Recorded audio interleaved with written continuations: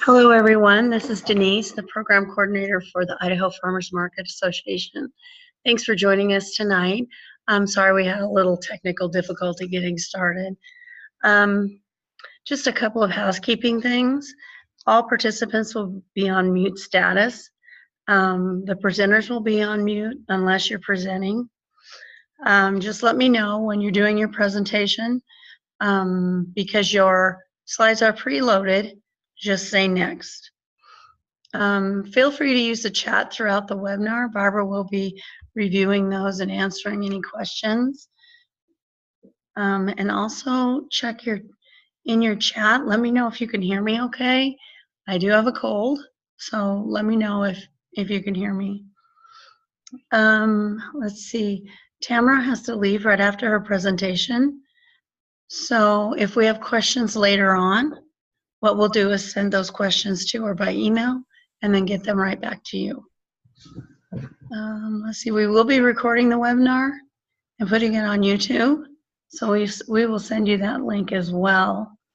Probably tomorrow morning we'll send out a survey from Survey Monkey. We'd like to know what you'd like to see next. Was this helpful? Was it easy for you to follow? A couple of announcements for the market managers.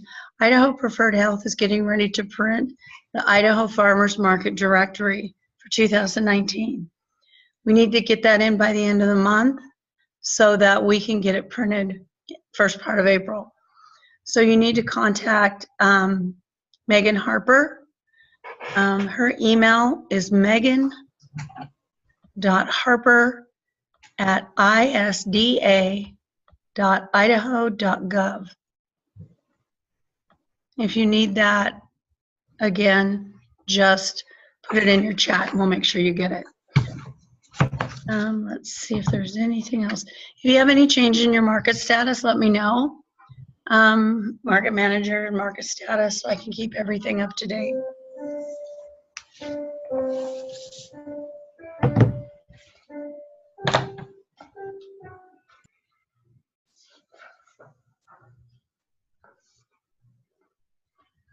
Doing okay.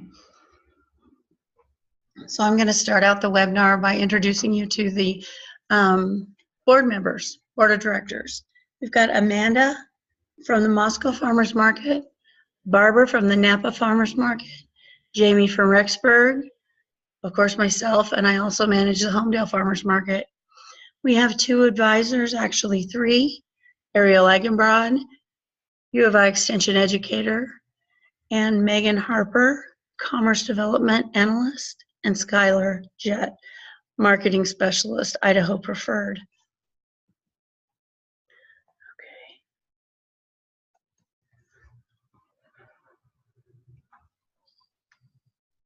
A little bit of a short history about the IFMA. The seed for the IFMA was planted during the local food track in 2012 Summit on Hunger and Security. At that point, they decided to put into place an AmeriCorps Vista position. And then one of the leading goals for the IFMA was to expand and support the use of EBT, SNAP, and food stamps at farmers markets. In 2014, IFMA received their 501c3. In 2015, Eileen, the last Vista for the IFMA applied for and was awarded the FMPP, which is a Farmers Market Promotional Grant through the USDA. This really took off. This really helped us establish ourselves, get things rolling in the right direction. Eileen resigned as a program director in 2018 when the funds ended. I took over excuse me, let me back up. I was a board member prior to taking the position. I'm also the manager of the Homedale Farmers Market. Right now I'm funded by Ariel Egenbrod, U of I Extension, Community for Food Systems and Small Farms. This is temporary funding for 18 to 24 months as the association applies for its own funding. Currently we have 4 board members. from regions 2, 3, 7, as designated by the Health and Welfare Department. We are recruiting board members from regions 4, 5, and 6.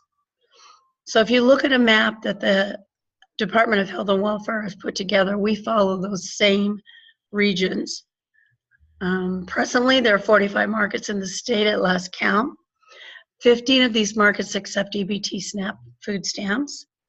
Currently, I'm working with 11 markets to offer this service at their markets. We'd like to see a higher rate of EBT being offered at the markets. It's a great community service, but it also is a great revenue enhancer for our farmers.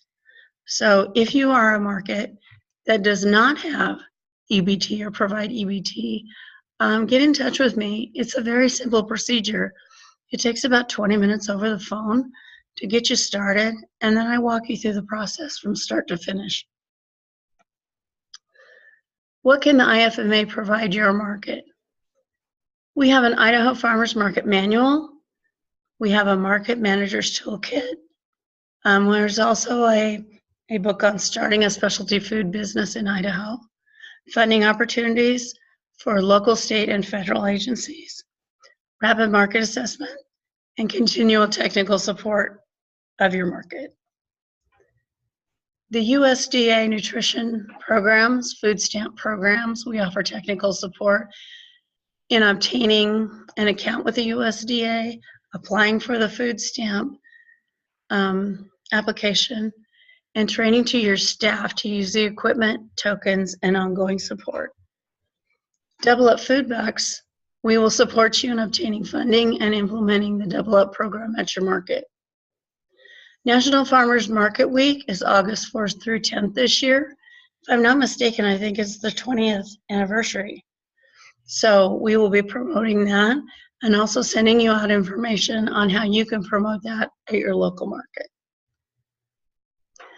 Funding opportunities, right now the IFMA doesn't have any funding opportunities, but we do keep tabs on things with foundations, federal, local food promotion, farmers market SNAP support grants, food insecurity, nutrition incentive grant program, that's also known as FINI, and the farmers market promotional program. Some of the names on these have changed with the new farm bill, but they still remain. The FINI and the farmers market promotional program is now permanent funding. So those are some good changes in the farm bill that we can look forward to. Other resources and partners, we partner with the Farmers Market Coalition, Buy Idaho, Eat Smart Idaho, University of Idaho Community Food Services and Small Farms, Idaho Preferred, Idaho Department of Health and Welfare, EBT Division, Eileen Emery, and the U of I Extension. Okay, we're going to turn this over to Tamara. She's going to talk to you about data collection and how important that is to your markets. She's from the Boise Farmers Market, and she runs their mobile markets. So whenever you're ready, Tamara.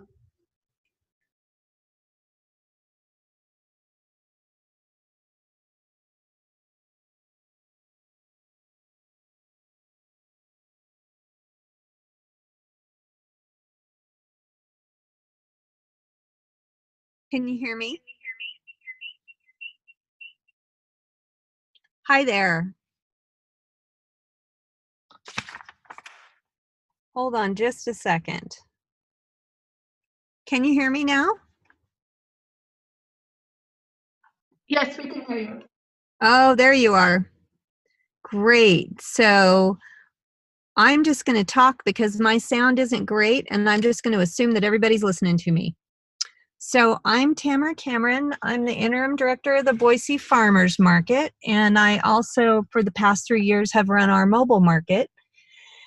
And I've been doing data collection for the market for a while now, and it's really important for a variety of different reasons. If you have the time and you have the people to collect data for your market, the two things that we do we do a crowd count, and where we count people who are coming into the market. And then we also do a rapid market assessment. And the first thing I'm going to talk about is the crowd count. And the way we do it, you don't have to count every single person who comes to your market. What you need to do is figure out, for us, we had 6 main entrances. And so we count the people that come into the market at those 6 entrances just for 10 minutes each hour. So we usually start at 1/4 past the hour, because it's my philosophy that people come to the market, they think they're going to make it at the top of the hour, and then they're late. So I think we get the biggest crowd count that way. And it's a simple process, but knowing your numbers and how many people come to your market is super important for things like if you decide you want to do a federal grant to get money for your market, or if you want to ask someone for a sponsorship for your market. You want to be able to tell them and actually give them an idea of how many people come to your market. And you also want to be able to be, confident in that number. So rather than just sort of guessing, at least if you are counting every hour that your market's open, then you've got a figure that you can work with, and you can take that and multiply it by the number of weeks that your market is open, and you can figure out how many people you have annually, which is a great number to know. And my big tip, I know that Ariel's going to talk about the nuts and bolts of how these things work, but my big tip for crowd counting is remember to date your cards, because we have cards from the past. We don't know which market they were for. We've got all the stuff digital, but those original cards, we don't actually know which day we counted those numbers. So be sure and date your cards. Okay, so let's go on to the next slide. So rapid market assessments are awesome too. And we do 3 a year. We did 4 year before last, and we decided that was too many. We were wearing out our customers. So we just do 3 a year. And it's helpful, I think, to do your crowd counts on the same day throughout the summer each year. That way you've got a comparison from year to year, which is also a valuable bit of data to have. I think it's good to do your rapid market assessments the same way, do them the same weekend every summer. That way you can repeat some of the questions that are valuable and gather information from year to year and see how it changes. The other thing I wanted to say about crowd counts, that number is really valuable to us because we want to see if we're growing every year. And that's one way to figure it out, is to count the crowd on the same day 3 times a summer and see how it compares to the previous year. Back to rapid market assessments. So what you really want to do is you want to ask yourself what you really want to know. Don't ask a question that you're going to get an answer and it's going to be a so what. Really, you got to start at the end when you design your questions. You want to start with what you really want to know. And question formulation can be tricky. You don't want to don't want to do open-ended questions. I'm sure Ariel's going to talk about that. And if you can, in your community, get some assistance from someone who really knows data. We have had the pleasure of working with someone who's a retired professor from Boise State who's in the math department, and she is awesome at statistics and awesome at helping me make up questions. She's much better at it than I am. So if you can find a resource, definitely use it. So this picture is actually what our rapid market assessment sheet looks like. And we do ours graphically. We do it with graphic design. You can handwrite them. It takes a long time. I'm not very good at writing the same question over and over. And so doing it on the computer was easier for me. And it's really important, the people that you have talking to your crowd and getting them engaged to come put the dots on the page. Make sure you have your friendliest and most outgoing volunteers doing it. We not this summer, but a previous summer, we had a couple of volunteers on one end that I think they just talked to each other and they didn't actually engage very many people. And the reason I know is because we had tons of dots on the east end of the markets pad, and on the west end of the markets pads, we didn't have hardly any. So you definitely want to have your volunteers. They really make the difference in how many people participate in the survey. And if you want to do it yourself, you can do that too. And then the assessment of the questions is really important, and it's good if you can figure out other ways to compare just beyond the answers that you get. So for example, we had a question where we asked why people didn't come to the market, and one of the answers was because they didn't know how to cook or they weren't interested in preparing food. And I looked at national statistics, and it was really interesting to see that our percentage actually matched the national statistics percentage. It was like 22% of people don't like to cook or don't like to prepare meals at home. Ours was 23%. So I felt like there really wasn't a lot of wiggle room there for us to try and teach people to cook, because we're the same as the national average with people who don't like to cook. So I thought that was interesting. And one thing we've learned over the last couple of years is it's really important to circle back with the information to the people who took the survey. They want to know the results. So that's really important too. So let's move on to the next slide. So when you do your analysis, you want to figure out what's really true. Like not what you can assume, but what's really true. So percentages are easy to figure out. And this percentage calculator, the link there, has saved my life. It's made my life so much easier. There's like 4 questions there, and you just fill in the blanks with your numbers, and it magically gives you the answer, which I think is fabulous, because I am not a math person. I'm a writing person. And then you can figure out what comparisons you can make. And then the other interesting thing is, what will you do with the information? So you can think about that when you're formulating your questions too. So when you get the answers, what does that mean? How is that going to change how you do things? And how is that going to affect the way you present your market? Or how is it going to affect your marketing? All those kinds of things are really interesting to think about when you get your answers and when you decide what to do with the information. And when you do decide what to do with the information, let the people know who did the DOT survey. Let them know that also. Okay, let's see, next slide. So here's some interesting things we've learned. So our crowd counts, we grew a lot between 2017 and 2018. We had a lot more customers. So like 25% more customers between 2017 and 2018. But that was between 2016 and 2017. We grew a lot that year, really a lot. But then between 2017 and 2018, we didn't grow as much. And that is a facet of the size of our lot. We really maxed it out. We maxed out all the parking in the area. We maxed out our lot. Our market was very crowded. And so consequently, we're moving to a larger lot this year, and I think we'll have another big growth spurt, and I can't wait to do our crowd counts this year. Another thing that we learned is 64% of our shoppers come to our market to buy local produce and local products only. They don't come to talk to people. It's not their social outlet. They don't come for the other activities. They literally just come to buy local produce and products, which is really valuable for us to know. And it's also a really cool statistic. And I love telling our vendors that, because it makes them feel important, and they are important. So we can prove it.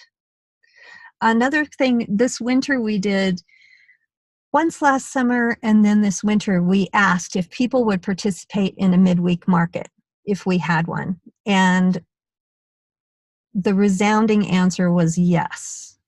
So what that tells us is we actually do have an audience for a midweek market. I think we might try it this summer just at the height of the season for a few weeks to see how it goes. But we wouldn't even consider doing that if we didn't know that we actually had an audience for it. And we also asked a question. We asked people, we know you come to the market, but we don't, why don't your friends come? And I'm sure Ariel's going to tell you that's a bad question, because it is, because the answer is hearsay.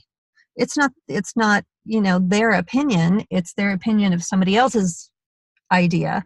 So the one thing we learned from our hearsay question this year, which I thought was really interesting, was people didn't come to the market because there was nowhere to park. So that it was like 72% of the people said their friends didn't come because they complained because there was nowhere to park. So we've solved that one, which is really great. At our new location, we have lots of parking. But you're not supposed to do hearsay questions, but we still had interesting results anyway. So that's all I have for you. And I highly recommend that you gather data at your market, because you'll find great ways to use it. Thank you so much.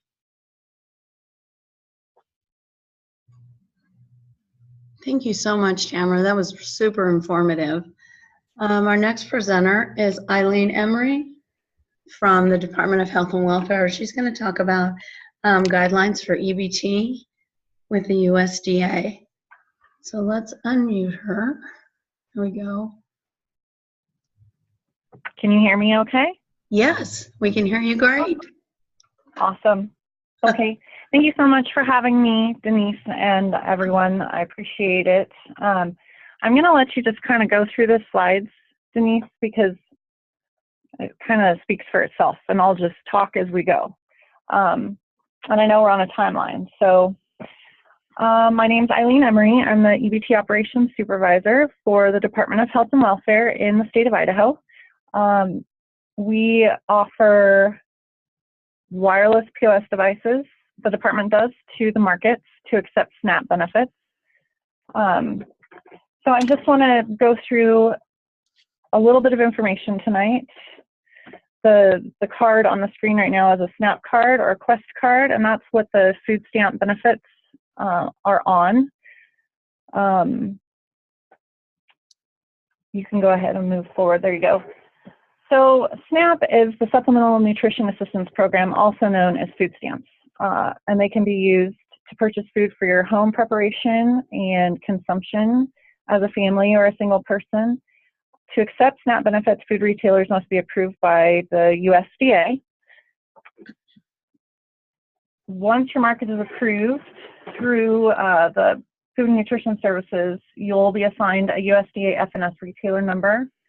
And part of my presentation today is to talk about what a big responsibility it is. And there are federal regulations that go with that responsibility. And I just kind of wanted to educate as we go. So the SNAP benefits are issued to an EBT card or an electronic benefit transfer card, and ours is the Idaho Quest card. And FNS places a very high priority on expanding SNAP participants' access to fresh and healthy foods, especially through farmers market and other direct marketing farmers. It's a big push right now. So to accept SNAP benefits, you would need a point of sale device. There are two different types of devices. There's a wired device, and then there's a wireless device. So the wired device is what you normally see in a regular store where there's electricity and plugs to plug things into. The wireless devices are probably a better option for the market. So required actually by federal law, states must make a no-cost point-of-sale device available to all farmers markets. Now that could be a wired device or a wireless device. The Idaho Department of Health and Welfare has chosen to provide wireless equipment to farmers markets at no cost. The department does pay our vendor, and we are with Fidelity Information Services.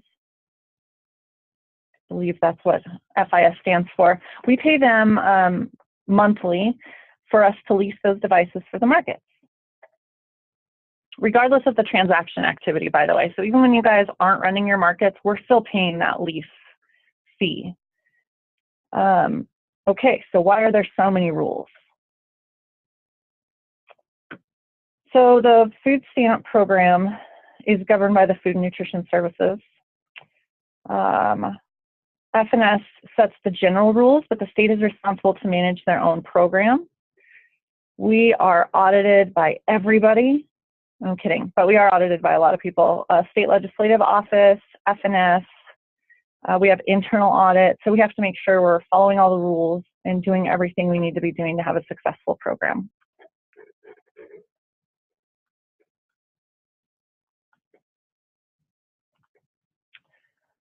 So all responsible officials, organization, or government entities authorized to accept SNAP are accountable for the actions of their employees. The FNS number or license is non-transferable, and the person applying for the license is responsible for that POS device if you're getting it through the department.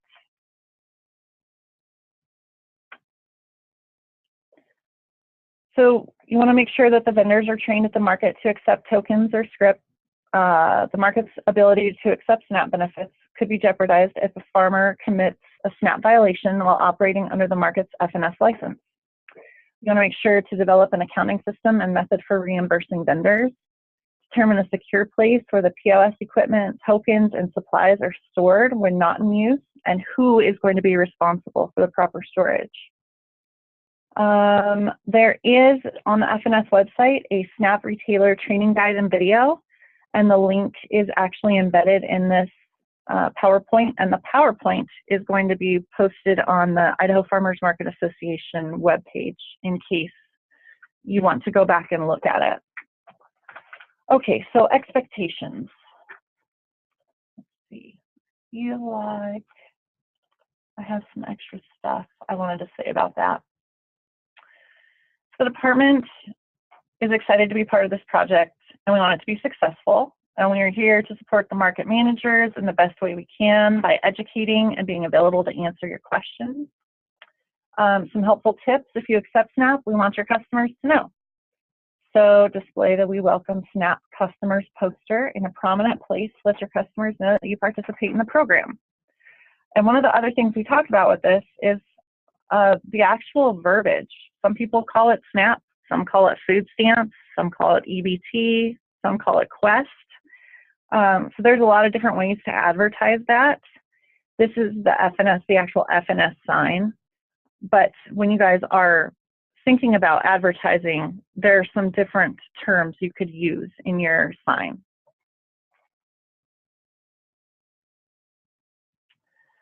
So the things that I've learned, just the farmers market thing is kind of new for me. I took this job in 2015, and we had been with a vendor for very many years, and everything ran pretty smoothly, so I never had to look into farmers markets. When we transitioned to a new vendor, we had to start learning more about the farmers markets and how everything works. So one of the things that we learned was that if you change ownership or you close your store, you need to notify FNS if you're accepting SNAP. It's very important, and not to transfer your SNAP permit to someone else or to another location. And you cannot use the SNAP permit or FNS number that belonged to any previous owner of the store. I did get clarification on these from National Office, the Food and Nutrition Service, and their main concern is if any of these things come up, just contact FNS at their retailer number, and they can further guide you. And please communicate. After you notify FNS of the change or closure of your store, your wireless POS device must be returned to FIS. That's also so the state doesn't get charged for it. FIS will provide you a simple FedEx label to return the equipment. And if you don't return your device, you could be responsible for the leasing fee. We've never had that happen, but if you were to close your market and then stash your POS device in a basement somewhere, that would not be good for anybody. So just some reminders. So in our field offices, we have a rolling video, I guess you could say, in all of our field offices, and these are some of the slides that come across. So the department is actually promoting, well, not necessarily promoting, but at least advertising that the Idaho Quest card can be used at the local farmers market. And this is another slide, which I love. And this year, we're also going to be putting the brochures. You know, you can go ahead and switch forward, Denise. We're going to be putting these brochures, but the new ones, into the field offices. So the recipients or the clients that come in to get benefits, they will be able to have those there. And you can keep, clicking through. This is the pamphlet, which I love. It's so colorful and bright, and I love how it explains all the double up box and the markets that accept SNAP. I think it's perfect.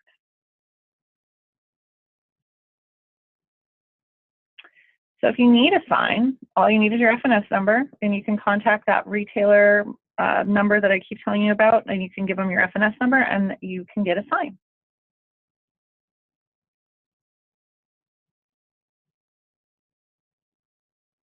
And if you have questions, you can switch to the next frame.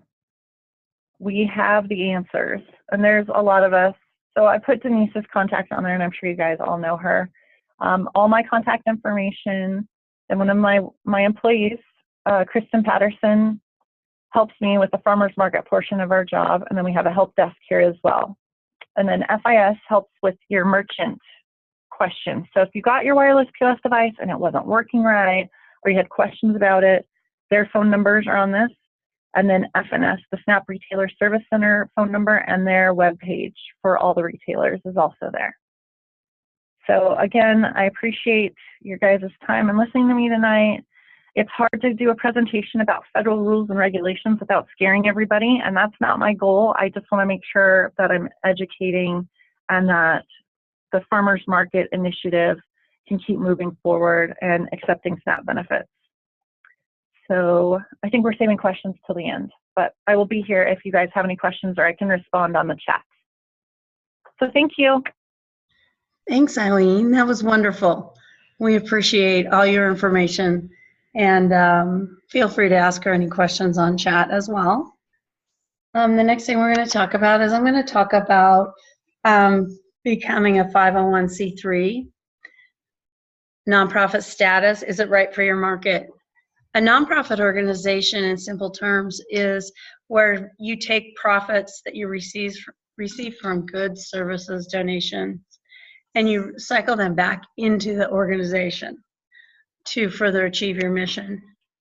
Nonprofits commonly serve communities, clubs, churches, associations, chamber of commerce, that type of thing. You also, in for-profit businesses, you distribute those profits out to your shareholders and your investors. With a 501c3 status, it goes right back into your mission. Advantages that some nonprofits may overlook is personal fulfillment. Experience shows that, you know, when employees feel like they're making a positive difference in the world, that they feel better about what they're doing. A nonprofit organization can exist long after their founder, and if their purpose remains generally the same. Organization at scale, if you're a mission-driven individual, nonprofit's probably for you. Protection from personal liability. Employees of nonprofits are not personally liable for debt. And the tax exemption status or net income. So again, what we talked about was the earnings cycling back into the organization to improve it. Public and private incentives to help you out. Donations are made by individuals and corporations, and they're tax deductible, which can be a real incentive. The second thing is grant eligibility. Most grants nowadays require you to be a 501c3 to apply for the grant, or have a fiscal intermediary to take care of your bookkeeping, which of course is costly. So that's something to really consider. If you're a nonprofit and you have enough employees, you can qualify for group discounts. Incorporating a nonprofit can allow you to create formalized roles with job descriptions. Volunteer board members, typically you don't pay your board members for a nonprofit, which does save you money. Disadvantages of a nonprofit: it takes time to apply. It's $275 to submit your form to the IRS. You do have to continually maintain your status. You have to have board meetings at so many board meetings a year. If you are a nonprofit that makes less than $50,000 a year, there's a simple filing IRS 990 postcard, which can be filed directly online with the IRS. I personally enjoy that part. It takes just a few minutes, and that's all the filing you have to do from a tax standpoint. You cannot do any political campaigning or lobbying. No profits. The individuals and shareholders cannot receive profits from a nonprofit. Volunteer board members, as we know, volunteers are, there are pros and cons to volunteers. But overall, if you have a good solid mission, I feel like your volunteers are going to work out for you. Funding difficulties. This is something I couldn't decide if I wanted to put this in here or not. There are a lot of 501c3s out there looking for funding, but there's not a lot of farmers markets. So that's where we have a better chance of getting funding with that.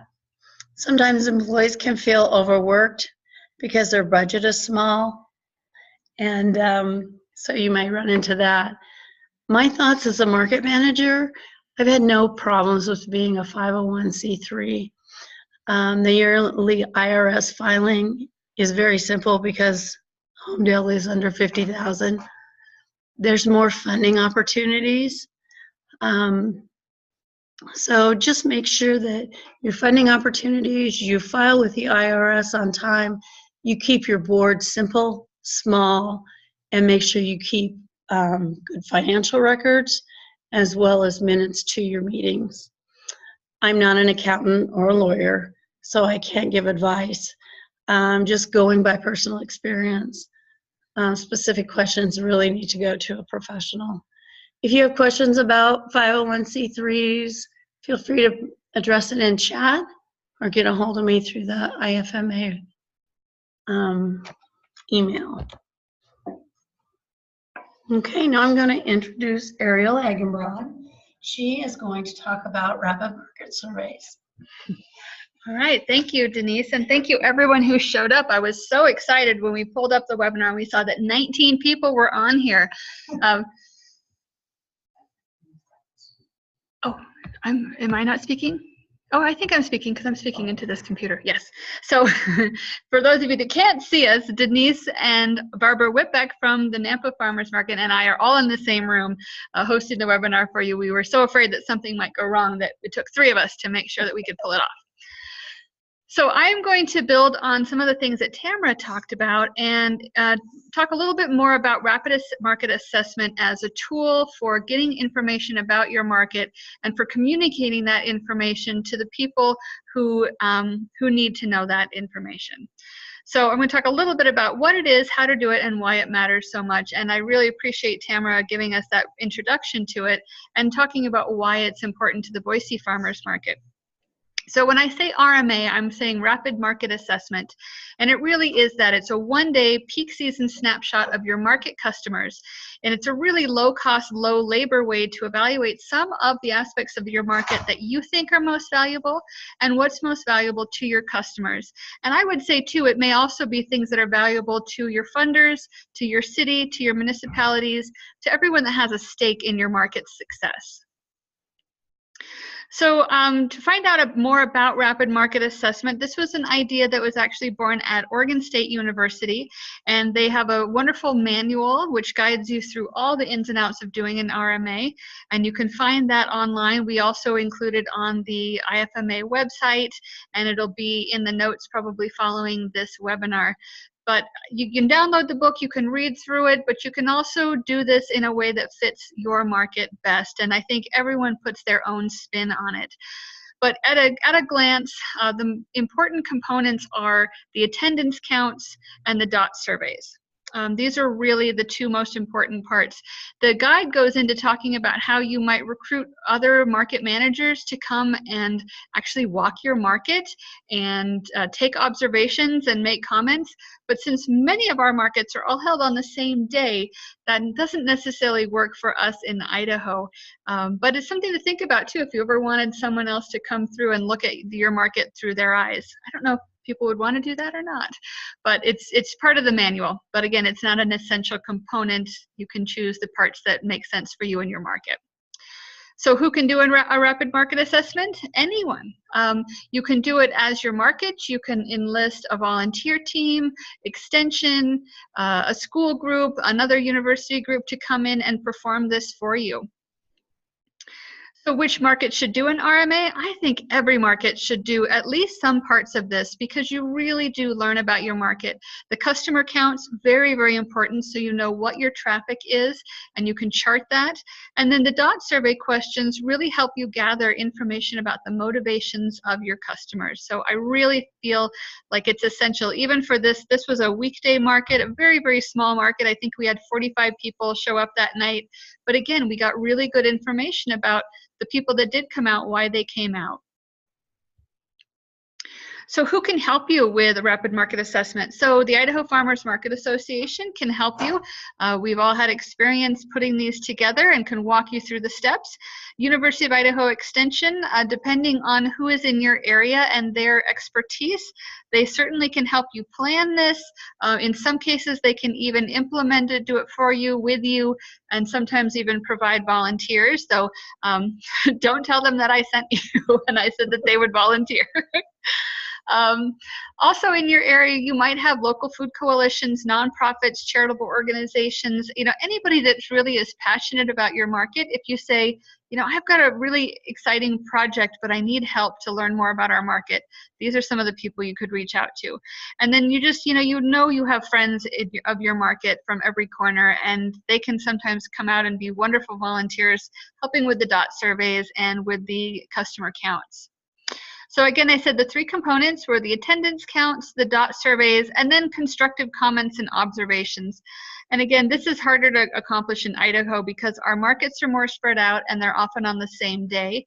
But what I do when I do an RMA is I fill these sort of constructive comments and observations in with the final report after having been at that market for the day and watched the customer counts and the DOT surveys. So a few different ways that you could actually do that part. So when you're counting attendance, I thought Tamara did a great job of talking about this. How many people are coming to the market? When are they coming? And which direction are they coming from? And some of the tiniest markets might laugh and say, well, they're coming through the main entrance. That's the only entrance we have. But like Tamara said, there are 6 or more entrances to that market. So it gets complicated, a little more complicated, the bigger your market gets. So a few approaches. In a very small market, especially like an afternoon or evening market that's only 2 hours and it has 1 entrance, you could place some volunteers around and make them take turns or ask them to take turns. And you could count everybody that comes into the market in that time frame. When we've got a big market that's open for several hours and it has lots of entries, for example, like the Capital City Market or the Boise Farmers Market, we will actually do timed counts. So we'll count for that 10 minutes or 15 minutes, and then we'll extrapolate how many counts we had in that time frame. So we like to use these little clicker counters. They're really easy. You just slide it on your finger and you just press the button, and it's really easy to get children and teens to volunteer for this job because for some reason they love the clicker. And they've got young, fresh, sharp eyes, and they're often very accurate in their counts as long as you give them the parameters of who and what they're counting and how. So a few examples, you might count for 20 or 10 minutes at the top of every hour and then multiply that number. If you were counting for 20 minutes, you would multiply by 3. If you were counting for 10 minutes, you would multiply by 6 and get a good estimate of how many people were coming to the market every hour. And again, these are fairly inexpensive, and the more you buy, the better the deal is. So a little bit about the DOT surveys. So Tamara did say that they stopped doing 4 surveys a year because they were starting to exhaust their customers. And the same thing, if you're going to do an RMA, I really recommend 4 questions or less. And that's because people are coming to the market often with an agenda. You know, they have things to shop for, they have other things to do with their day, and they really don't want to spend all day answering our questions. So if you have just a few quick questions that are easy to answer, it's often you're more likely to get good participation from your customers. So what you're really looking for are some concrete things. You're looking for the attitudes, the preferences, and the behavior of your market customers. And the way that you ask your questions can help you to identify some strengths and weaknesses of your market. It can guide some decision making, and you can gather some really important data that can be used to inform your stakeholders, your funders, or some of the decision makers that influence your market, like city councils or you know, anyone else that may have influence on whether your market thrives or does not thrive. So if you're going to be asking questions, I really like to focus in on either demographic questions, so where are people coming from, where do they live, that sort of thing. Economic questions, how much are they spending at your market and what are they spending money on. Motivation, why they come to the market, why they come frequently, if they're a multiple attendee, you know, if they come every week or they come twice a month. That frequency question can be really important about how often they come. And then you might be interested in some of their values. What did they find important about the market? What does shopping the market satisfy in them or help them to be meeting their values, whether it's buying local, supporting their friends and neighbors, eating healthier, you know, enjoying the atmosphere, whatever, it gives you a good idea of why they're coming. So here's just some pictures of how we can set that up. We use these little dot stickers and these boards, and I really love Tamara's graphically designed boards. Those were really nice. I've spent many hours the Friday night before Saturday market filling out all of these boards by hand, so I might look into where she got those done and borrow that idea. The other thing with the handwritten ones, though, is you can change things on the fly if suddenly that question seems irrelevant. Or, but this is how we do it. We'll set up easels or tables. Again, being prepared for everything. We've had a lot of easels blow over and get rained on, but again, these are just all things that as a market manager you would be well aware of and probably more prepared for than I am, who does not go to the market every single week. I try to. So here's just an example of a few ways that we've asked some of these questions. Once we asked at a downtown Boise market, where do you live? And we knew that not everyone at that market is coming from the downtown area. We really figured that it was going to be a destination market, and we wanted to know how far people were coming from that market. And so we actually printed out maps, and you can see we drew concentric circles that were 5 miles in diameter, bigger than the next one. And we asked, you know, where are you coming from? And it turned out that there were quite a number of people coming from well outside of the area to come to that market as a destination. And then also we'll ask things like, why do you stop at the market? You know, just anything that gives you information you can use. So I really liked how Tamara also discussed how they use the market and recruiting someone that really understands the numbers and can give you accurate statistics based on the numbers that you collect. So you definitely want to set aside time to work on this or to recruit someone who will do this for you. So schedule that time to sort, evaluate, and reflect on the data. Spreadsheets can make this really helpful. And then, if possible, generate a report that you can share with your market boards, with your stakeholders, and your funders. And this can be really powerful. When you start to tell the story of how many people visited your market and how much they buy every week and what they're spending on and what they feel very strongly about the market, you've got some really important information and leverage when you go, say, to your city council and you say, we really would like to have a permanent bathroom somewhere near our market, or we would really like to expand into a bigger space. So it's really, really helpful, valuable information. And this is just a picture of some interns and the former IFMA director, Eileen Stachowski, working out the dots. So that is one drawback from the dots, is they do have to be manually counted, and it can take some time. And this is something I really appreciate having interns in the summer to help work on. So if you're in the Treasure Valley, you might see me and some of my interns this summer working on RMAs with you. This is just an example of a spreadsheet that one of my interns put together to collect information about the mobile market. This one was particularly complex because it was multiple days and multiple locations per day, and we tried to do an RMA at, I think, 1, 2, 3, 4, 5, 7 of them. It was a lot of fun. And then here's just a copy. This is the kind of report that I will make from the data. I can share this sort of thing with any of you, if you'd like to create your own report. I've seen other reports that are much more graphic, that have photos and, icons in them. It's really however you want to tell that story of your market. And again, size, I really like to see these done for markets of every size. So from capital city market to some of our smaller or more rural markets, I think sometimes, that information is essential, especially when a market is young and is growing. So just to really review, a rapid market assessment can help your market in a number of ways. I mean, having data, having answers to the motivations behind your customers, their spending habits, etc., can really help you to plan for the future. I would plan to do an RMA, I would plan for it several months to weeks in advance, and I would choose what you historically think is going to be a peak season market day, and avoid holidays or eclipses or other things that might potentially interfere with market attendance. But really try to pick a day when you're going to have the most people possible at your market. That's going to increase your pool, and then hopefully you'll get a lot of participation. Pulling in that community and volunteer support can be great. It can get them involved in your market. If you are going to be using volunteers, take care of them.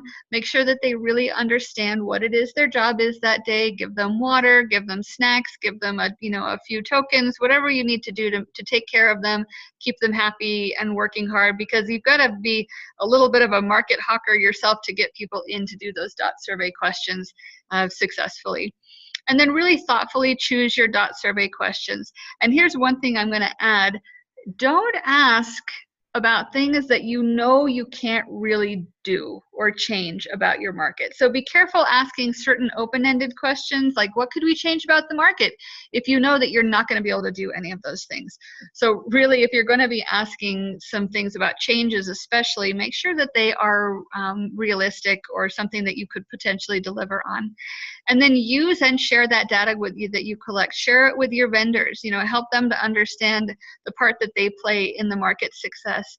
Share it with your funders, share it with your boards, and share it with your community and your news media. You never know who might be interested in that data. And share it with the IFMA, because something we'd really like to be able to do is have statewide some of this data, especially the economic data and the importance of markets to their community type of data. Because if we aggregate that statewide, we're going to be able to tell a wonderful story about Idaho farmers markets and really keep them in the forefront of importance with the people that make decisions. So that's all I had for RMA, and I think I'm going to turn it back over to Denise to close us out with a few other bits of information. But thank you all very much, and again, my contact information is going to be included somewhere, and you can all get a hold of me if you want to learn more about rapid market assessment. Thank you, Ariel.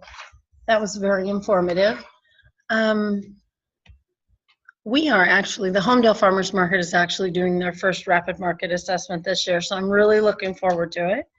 And I have a clicker, so I have that very clicker. I found mine on Amazon, and I absolutely love it because we're a small enough market that I can keep track of customers, and it makes a huge difference. When you look at statistics, statistics are very important to keep, especially when you are applying for federal grants. So just a couple things to keep in mind. I'm looking forward to our rapid market assessment. Just a reminder to notify your local health district if you're starting a new market. Some of you are familiar with the cottage food. these are things, these are regulations and forms that have to be completed in order to sell baked goods. There's a number of regulations and they seem to change almost yearly. So make sure you keep in touch with them. Southwest District Health is Kelly Berg. She's been very helpful. Don't be afraid to reach out to her. She's really there to help you and help you to be successful versus someone that's going to come by and say, oh, you can't sell that. So keep that in mind and always talk with your local health district. Lastly, how to join the IFMA. This is on our website, this link here. You can download an application. There's lots of benefits. Food stamps, we can provide you with assistance as we talked before. You can have a voice in policy, state and federal policy. We send out letters that can be signed and sent on to your congressman. You have access to farmers market practitioners. The IFMA board, staff, and advisors, we're always here to answer questions and help you solve your problems for your market. I've attached a breakdown here of what it costs to be part of the IFMA, and it's based on vendors. So if you have a small amount of people, or a small amount of vendors, it's really not that expensive. You can have, you can be a friend of the market as well. You can be an individual member. So those are just some more ways that you can support the IFMA, and we will support you in return. It's been wonderful to get to know those of you that I have had contact with, and I hope I've been assistant to you, especially your rural markets. We're all kind of in the same boat, and your concerns are my concerns. So keep in touch with me. Go to our website. You'll find all sorts of information on how to contact me. I am here to help you. So I believe that's all we have. And we will move it to our question and answer period. So go ahead and type away in that chat, and we'll get back to you on any questions you may have. Thank you so much for attending tonight. I hope it was interesting. Please note that we will be sending you out a survey and ask you for your feedback on how you feel things went tonight. Was it interesting? What would you like to see next? So that's all we have. Thank you again for coming. Do you have any questions? Sorry, I'm losing my voice. And if you have any questions too, you can always email them. The email address Certainly. is info@ifma.org. If it's something that you think about later after you turn out for a couple of hours, oh, I should have asked that. So Great. thank you to everyone. And, Have a great evening, and we'll be in touch. Oh.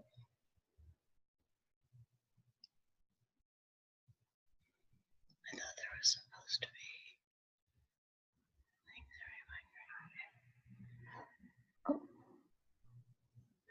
we do have a couple of questions coming on. So something about setting up a flag-board or not. That sounds like you put a little bit more detail than what's in the presentation. I agree. Do they email you directly? And Definitely. different categories? Okay. Definitely. Email me, and I'd be happy to walk you through that. Yeah. And we're researching.